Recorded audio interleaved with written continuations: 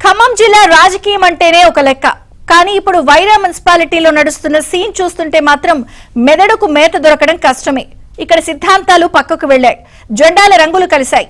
ఒక చోట దోస్తీ, మరో చోట కుస్తీ. ప్రత్యర్థులే ప్రాణమిత్రులుగా మారుతున్న ఈ వింత పొత్తుల వైరాగ్యం ఎటు దారితీస్తోంది? అసలు ఓటర్ నాడి ఎవరి వైపు ఉందో అర్థం కాక నేతలకే చెమటలు పడుతున్నాయా?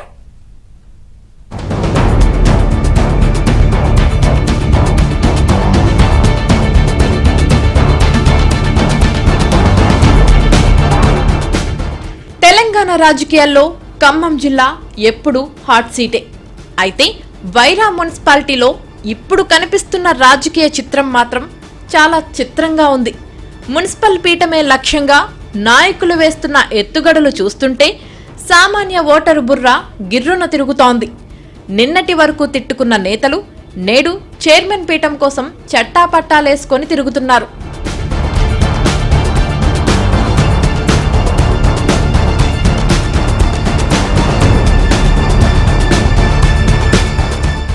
వైరా మున్సిపాలిటీలోని 20 వార్డులకు గాను ఏకంగా 155 మంది నామినేషన్లు దాఖలు చేస్తే విత్డ్రా పర్వం ముగిసేసరికి 81 మంది అభ్యర్థులు రంగంలో మిగిలారు. కాంగ్రెస్ నుంచి 18, బీఆర్ఎస్ 16, బీజేపీ 19 మంది బరిలో ఉండగా సిపిఎం, సిపిఐలతో పాటు ఇండిపెండెంట్లు భారీగానే పోటీ పడుతున్నారు. అయితే ఇక్కడే అసలైన ట్విస్ట్ మొదలైంది. సీట్ల సర్దుబాటు కుదరక కమ్యూనిస్టులు అధికార కాంగ్రెస్ కు షాక్ ఇచ్చి బీఆర్ఎస్ తో చేతులు కలిపారు. ఇంకో వార్డులో చూస్తే కాంగ్రెస్, టీడీపీ కలిసి సిపిఐ అభ్యర్థికి మద్దతిస్తున్నాయి. అసలు ఎవరు ఎవరితో ఉన్నారో, ఏ జెండా ఏ గుర్తుకు ఓటు వేయమంటుందో తెలియక జనం అయోమయంలో పడిపోయారు.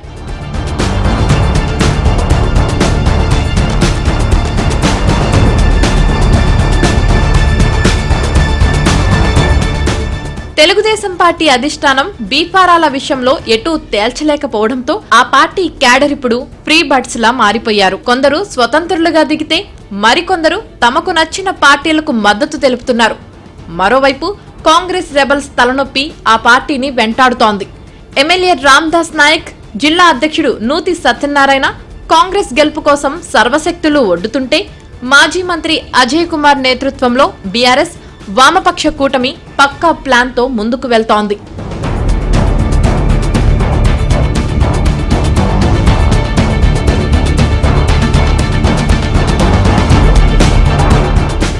వార్డుల్లో ప్రచారం హోరెత్తుతోంది.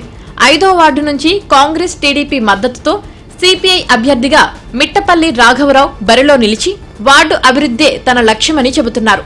ఇక 20వ వార్డు నుంచి కాంగ్రెస్ అభ్యర్థిగా ఉండ్రు వరలక్ష్మి సంక్షేమ పథకాలే ఆయుధంగా ప్రచారం చేస్తున్నారు. నేను గత 25 సంవత్సరాల నుండి కమ్యూనిస్టు పార్టీ సిపిఐలో పనిచేస్తా ఉన్నాను.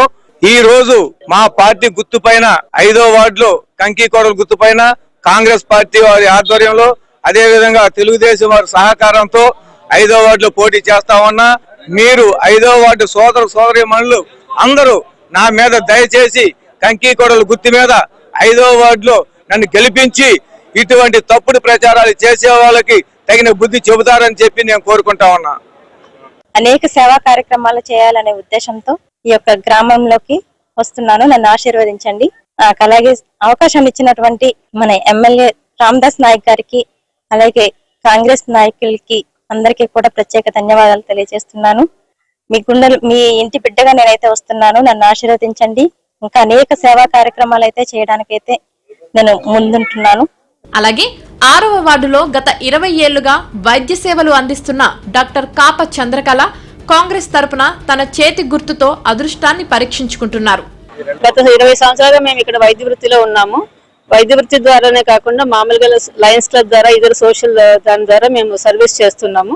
అలాగే ఇప్పుడు గవర్నమెంట్ ద్వారా కూడా మిగతా వాళ్ళు కూడా సర్వీస్ ఎక్కువ ప్రజలకు అందుబాటులో ఉండేలా చేస్తానికి కృషి చేస్తాం. నేను కాంగ్రెస్ అభ్యర్థిని కాబట్టి హస్తం గుర్తుకి తప్పకుండా మీ అమూల్యమైన ఓటు వేసి తోడ్పడాలని అభ్యర్థిస్తున్నాను.